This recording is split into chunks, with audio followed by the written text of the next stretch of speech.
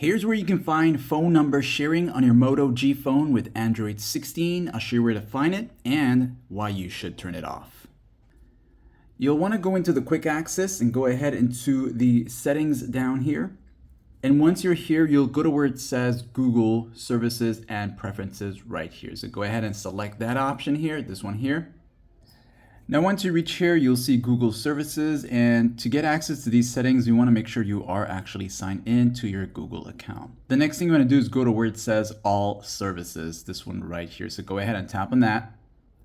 And now within the All Services section, going down this list here, you are going to look for phone number sharing. So while you're in this area, go down and you're going to go past all these here until you see it. It's called phone number sharing, this option right here.